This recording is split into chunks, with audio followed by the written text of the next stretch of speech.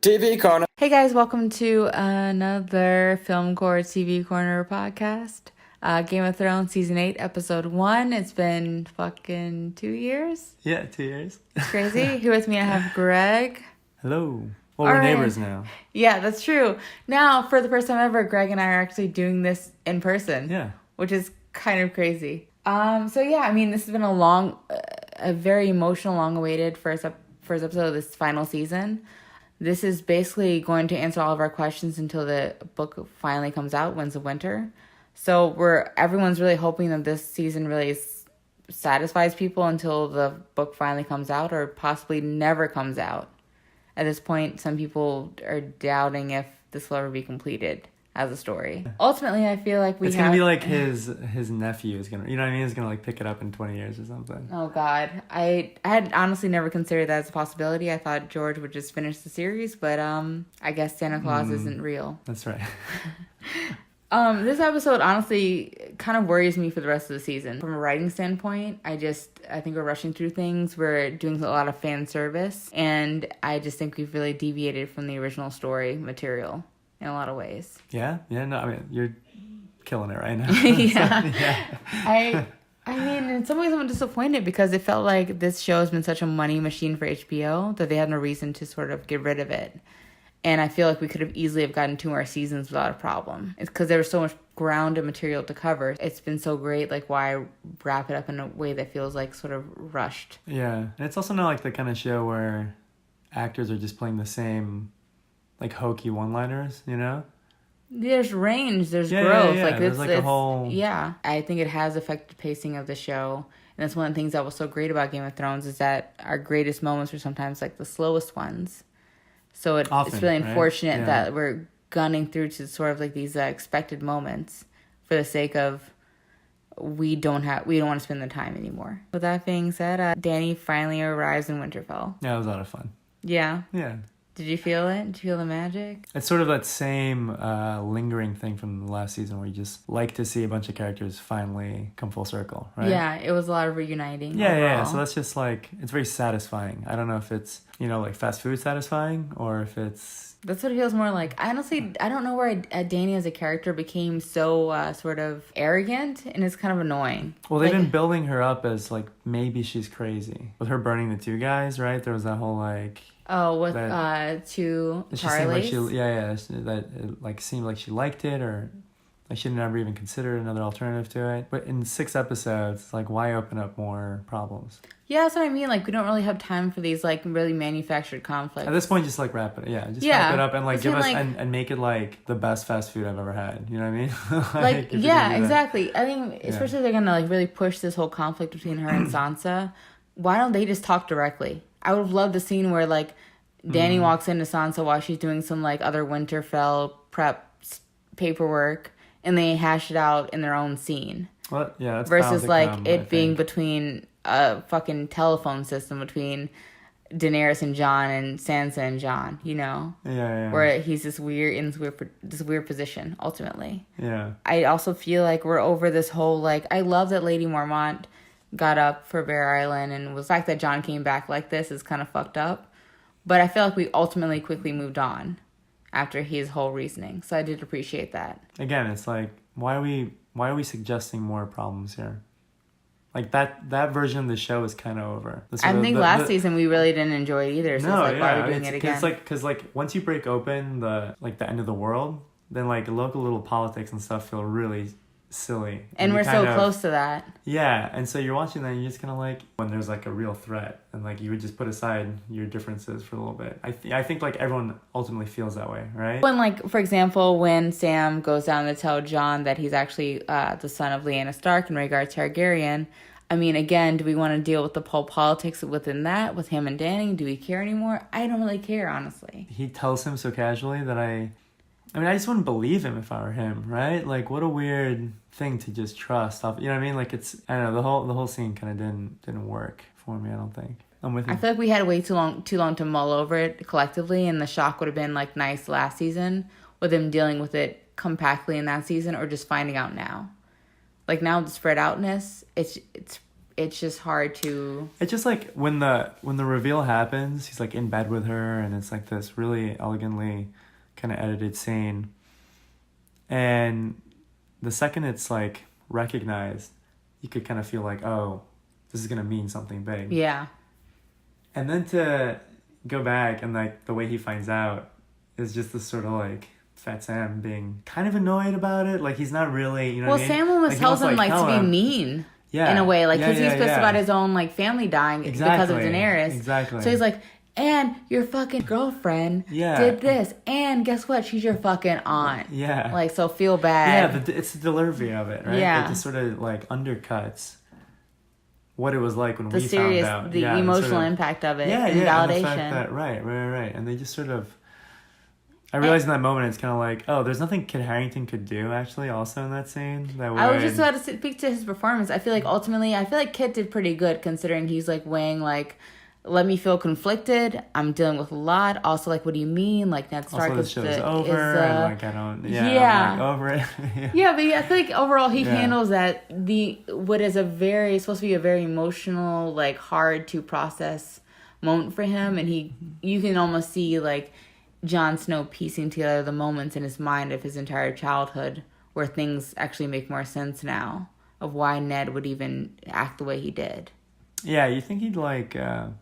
we have time for riding dragons, but we don't have time for the actual intense moments. That's the thing about pacing in the show now, that I feel like that scene with Kit would have normally gotten the full amount of time to go through it. Sure. And now we're just cutting away. Yeah. And it's going to be clumsy like this. Probably through the end. There was another moment where they cut away. Or they'll sort of catch up in like episode 3 and then be near them. What was that moment that they cut away to? And we're like, what? They're gonna cut away now? Oh yeah, when when Sansa asks him Sansa asks him, did you bend the knee because you loved her or because you wanted to save the North? And which would have been a good thing to see an answer for, right, from him. Or even just linger. Like, we could maybe John never directly answers it, but I feel like we deserve to hang out in that moment for a second, because it's a big question. Mm-hmm. I mean, John, I think, tries to make the honorable choice, but he is also human, and the fact that they don't allow us to fully understand what could have been either choice would have been valid, honestly, and they don't really let us have that one either. So it's pretty unfortunate. Again, pacing. Yeah. Speaking of dropping standards, Cersei bangs Euron. Oh wow, that's good. That was a pretty good segue, actually. That worked out. I'm very disappointed, and you can't make hard lines, people, saying that we're not gonna do this till you win the war, and then not hold off until the war is won. Yeah. I don't know what the purpose of that whole thing is either. Cersei would make sense. It's like a second villain just for like complication plot wise, But I kind of don't want to see too much of her, you know what I mean? Now that I know that she's just insane and isn't, Yeah, we're like, she's basically become her own foil character, and we're just, and at this point, she's just like annoying, angry, vengeful. We're just waiting for her to die, and whoever does it, I guess, will be satisfied. Ultimately, with Euron, he is also one of these obnoxious characters who I feel his performance overall is a little over the top. So he's like I want to say he's a Danish actor. He's never really done it. He was in like a TV show in Denmark. It's like a legal drama kind of thing, like a Suits, type thing. That's kind of it, and it's a kind of a curious choice that they even cast him, for what could have been probably for like a native British, English speaker.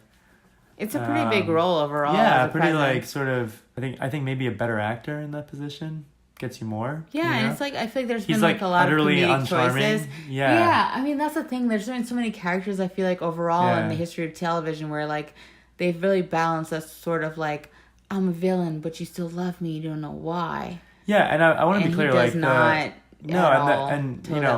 Yeah, when I mean that like a British actor might be more interesting is that like his villainy now, like, it comes from the fact that he just sounds like a villain. You know what I mean? He's got like a foreign accent that sort of is like reminiscent of just sort of like vague bad guy. You know what I mean? It's like a Taken accent or something. But if you give that to like a charming British actor who can make all the villainy like just make it smaller. You know what I mean? Make it a little bit more like insidious, kind of like I think he's something more interesting. Also, like a more reasonable partner for Cersei. You know what I mean? Yeah, this guy currently just feels all gross, villainy. You don't get any reason why Cersei, aside from like the power of the Iron Fleet, would The have boats. towards him. Yeah. It's just like I think that overall now, as we're like tying up more ends in the story, we're really starting to see a lot of the holes.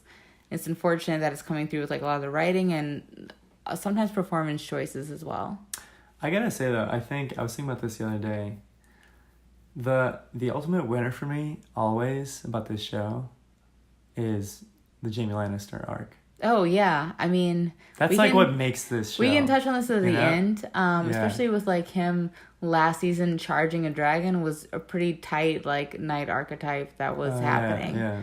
And I think Jaime's gonna get the poetic ending he deserves. I'm a little concerned about other characters getting their full justice. Yeah. Whether they'll be in living or dying. Right. But I mean, with Cersei and Euron, I mean, Cersei could have not been in the season at all. At this point, she's just a frustrating sort of like annoying villain who is not going to help in the battle against the White Walkers, and may try to be some sort of thorn in their side to ultimately to her own demise. And that's all we need to know. I mean, with Euron, the whole Yara Theon rescue, why even have him kidnapped? I don't know. It's annoying. It's a waste of our time to have this whole thing where she's going to be used as a pawn, and she never makes it there. And it's just like, why even do it? Why even have Theon if he's going to have like PTSD and like run from the boat, then come back to rescue her bravely? Like, why not just have him do the whole go through the trauma, they might have rescue her in the moment? They might still have a reason for that they show. I am still. It might be that they thought they needed to get her to where King's she's going Landing. She's going right back to the Iron Islands. Unless she literally goes to King's Landing right now, there was no point. Right. Literally. Yeah. 0 point. That's true. I think Yara, as mentioned by someone else in our viewing party, that Yara might be a Hail Mary in episode 5. Oh yeah. So that is currently her role, will be like showing up in the dark hour, sort of pulling a Gandalf and rescuing them somehow from the White Walkers. But even still, you wouldn't have needed her to be captured by him, and then I mean, as she mentioned, currently what they know about the White Walkers is they can't swim. So if they need a place that is sort of a holdover. That's such a stupid fucking like. Also, yeah, I'm by just the way, saying, I know zombie rules. Yeah. If she's like, their reasoning is the Iron Islands might be the last sort of safe place for humanity when the White Walkers come. Yeah. Which is fine, possibly. Dorne, how they do in hot weather? Do we know? I guess they bring winter with them. Like, are they gonna be in this? Like, well, Dorne's currently tapped out because they killed the 2 other Sands. One of them was tortured in the dungeon and the Red Keep. So who knows what's happening there? That was a crazy scene too. I just like killed them off really quickly. They don't really do a good job of really explaining the political implications in this show. Yeah. Which I have no idea who's next in charge of Dorne at this point, and they don't talk about it. No, it's like off the map now. Oh, Second Sons got introduced in this episode? Yeah, they don't have elephants. And not the first time we've just been disappointed by men. Am I right? Oh, come on. Keep your politics out of this, okay? I mean, are we the Golden Company tight? They're here. Do we care yet? Not yet. Is that the same as the Second Sons? The Second Sons Golden Company. Okay. Same group. Okay. Of people there paid to fight as we're mercenaries. like a bigger deal in the books. And then I guess here just going to be kind of fodder. I think they're like cannon fodder. You know what I mean? Yeah. We like green shirts, unnamed basically. person 2 to die. Uh-huh. Here we go. Yeah. That's literally going to be it in this war to come for the South, which I think no one cares about. Yeah. Like you mentioned, once you have the Army of the Dead coming, it's sort of like, let's move on. And speaking of the Army of the Dead, we have north of the Wall. We just know that they're coming. They've passed Last Hearth, which is on the way to Winterfell. So at this point, Beric Dondarrion and Tormund Giantsbane, all these guys are coming down, trying to warn Winterfell. Any predictions there? I think they're going to make it. They run into the Army of the Dead. Tormund makes it. Yeah, Tormund makes it. They could have gotten rid of him last season, and they wussed out. I think Tormund's going to die, but not until like some sort of other, like at least one other comment about Brienne, and they'll finally wrap that up. I think he lives, man. That's my... To the end? Yeah. King of the Wildlings. Him and Brienne finally get together, and like, turns out that they're both half giants and they have a giant kid. Okay, I support that, sure. I predict they'll make it back to Winterfell. Winterfell already predicted for White Walkers coming. Maybe we lose like a few people that we like Grey Worm possibly. I'm 99% sure Grey Worm dies this season, so. Yeah, I don't see him living much longer. Missandei, toss up. Because she's like inconsequential. Yeah, so. I mean, either way, she could live or die, but I think Yeah, but she's, you know what it is though? She's like, she hasn't like no crimes in her life that we know of. She's probably the one character that has the most camera time with the least amount of backstory. Right. If, in all honesty, like, in a lot of ways, Grey Worm has more backstory than she does. But I think they need her to just sort of like be there for exposit. For certain exposition. You know, little exposit body number 3. Yeah. Exactly. But overall, very excited about the season. Excited to see how it ends. Any predictions for next episode? I think Barrick eats it. Barrick dies. Yeah. I'm gonna vote Grey Worm dies. Oh, I don't think he's gonna be even fighting the next episode. I think. I'm going to still vote he dies next episode. We'll see what happens. Okay. But yeah, the battle for the... They would have shown him. They're going to show that, like, I think they showed the guy who's going to die next week. They showed him in the preview. No, but he didn't get, like, his own moment, you know? He just sort of, like, Grey Worm kissed Missandei pretty hard. And they're heading towards it. No, after. I mean, like, at the preview. Oh, really? They gave him like a whole thing, so I feel like it's really? coming. Okay. Yeah. All right. Well, thanks, guys. We'll see you next week for the next Filmcore TV Core-ner Game of Thrones podcast.